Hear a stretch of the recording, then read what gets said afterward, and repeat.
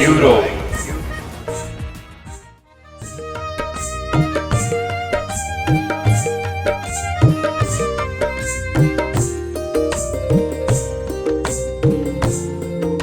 साले पाल्न पनि परेछ अझ पैसा के कनै आफैले कमाएर राख्न दिने गरेर काम पाएपछि गोरु चाहिँ नारिनु पर्छ ए यसरी बुझिस्।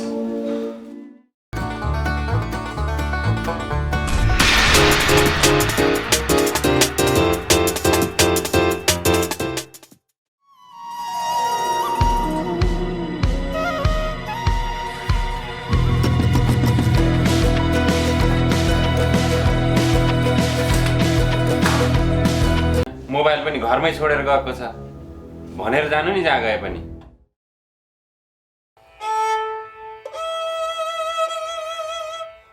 नमस्कार। देश परिवार र समाज छाडेर परदेश हिँड्नुपर्ने हामी नेपालीहरूको बाध्यता रहेछ। लाखौँ नेपाली युवाहरू मिठो सपना बुन्दै परदेशी भूमिमा पसिना बगाइरहेका छौँ। परदेश आफैमा कठिन छ, तर पनि दैनिक हजारौँ युवाहरू देशबाट पलायन भइरहेका छौँ। जहाँ पुगे पनि हाम्रा सुख दुःख समस्या अभाव कठिनाई र खुसीहरू जन्मभूमि नेपाल र नेपाली सँगै जोडिने रहेछन्। देशको माया मुटुभरि साँचेर सात समुद्र पारी आइपुग्दा हर पल सम्झिरहने उही जन्मभूमि त रहेछ। तसर्थ देश छाड्न बाध्य भएका लाखौँ युवाहरूप्रति हामी यो कार्यक्रम समर्पण गर्दै सुरुवात गरिरहेका छौँ।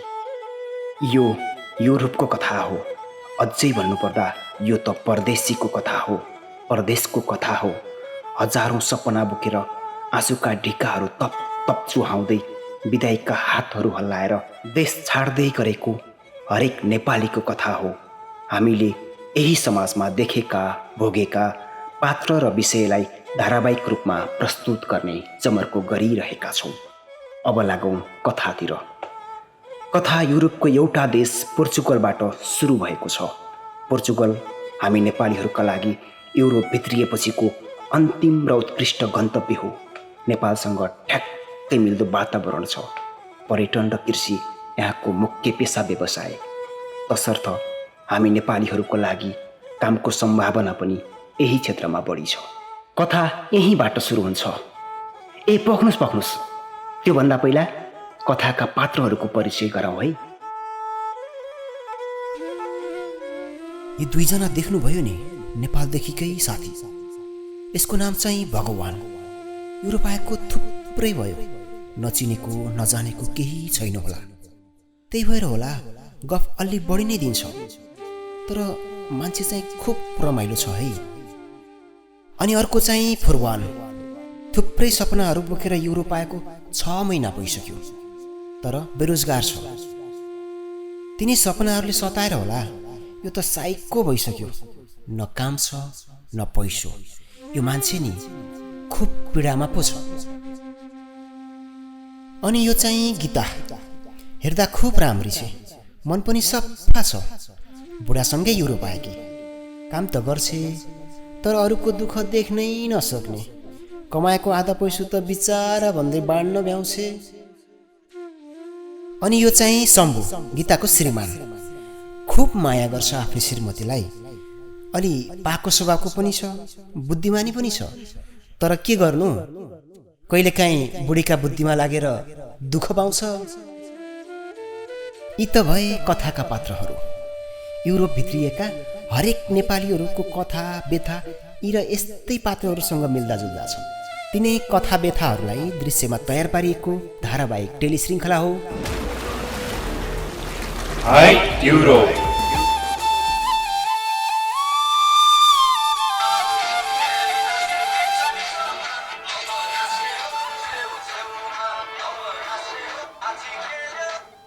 ओहो 10:30 भइसकेछ, काममा जाने बेला भयो।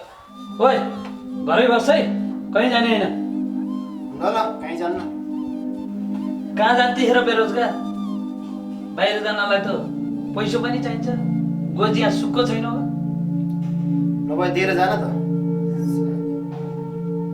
साले पाल्न पनि परेछ अझ पैसा के कनै आफैले कमाएर राख्न दिने गरेर काम पाएपछि गोरु चाहिँ नारिनुपर्छ। यी यसरी बुझिस्?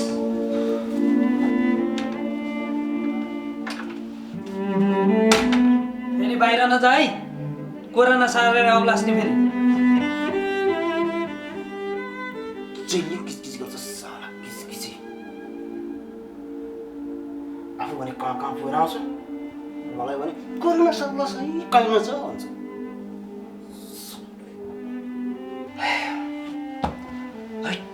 युरोप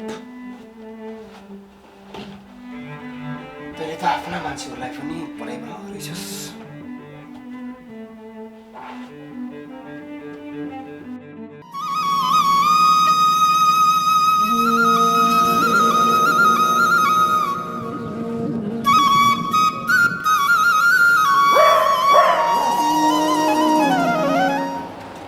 होइन को रहेछ यो मान्छे?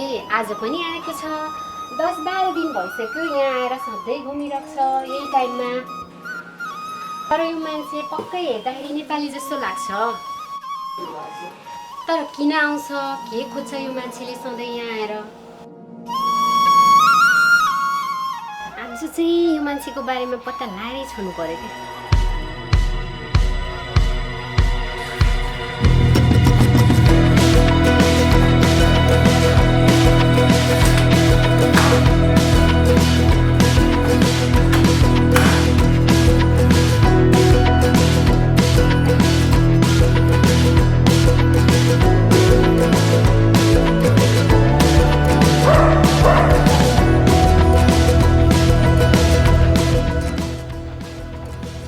गीता, ए गीता, होइन कहाँ गएछ यो डल्ली?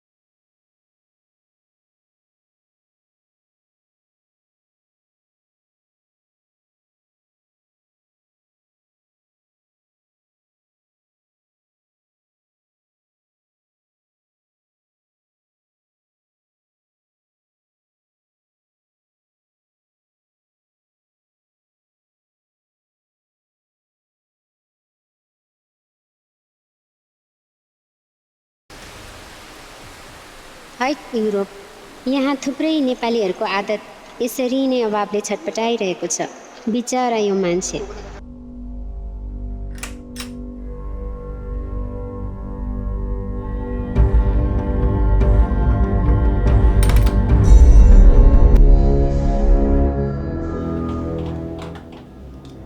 कहाँ गएको? केही खबर गर्नु नि छैन। मोबाइल पनि घरमै छोडेर गएको छ। भनेर जानु नि जहाँ गए पनि। मान्छेलाई यहाँ कति तनाव भयो। साथी आएको थियो नि तल, अनि यस्तो कोरोनाको बेलामा साथी माथि लिएर आउने, त्यही भएर बाहिर एकछिन भेटेर आएको नि। को साथी हो? साथी पनि कति हुन् कुनी? को हुनु नि तपाईँलाई? किन चाहिएन मेरो साथी? त्यही के एलिना।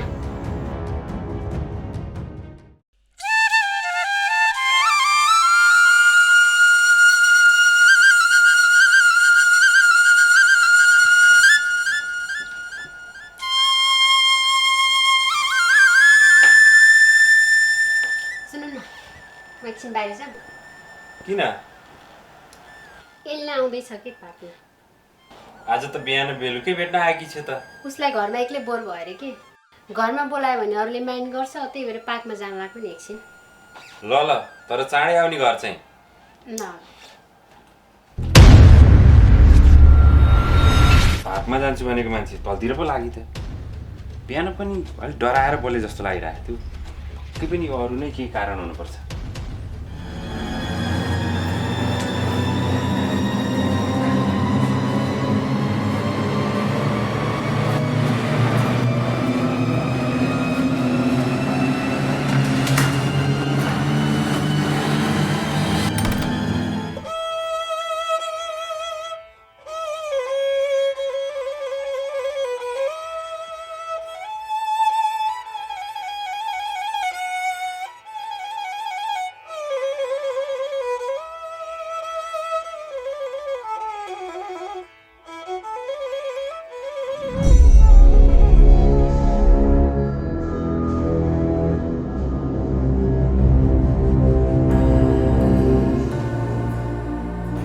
के हेरेको? तपाईँलाई हेरेको चिनेको जस्तो लागेर। तपाईँलाई पनि मैले कता कता देखेँ जस्तो लाग्यो, तर कहाँ देखेँ याद भएन। देख्नु भएको होला यतै कतै, म पनि यतै नजिकै बस्छु। होला सायद, म पनि यतै बस्छु, तर म यहाँ नयाँ हो। ए भनेपछि कामसाम छैन है? छैन नि, कतै काम पाइन्छ भने मद्दत गर्नुहोस् के अरे। अनि खर्च कसरी चलिरहेको छ त? साथी छ, अहिलेसम्म त सजिलै भइरहेछ।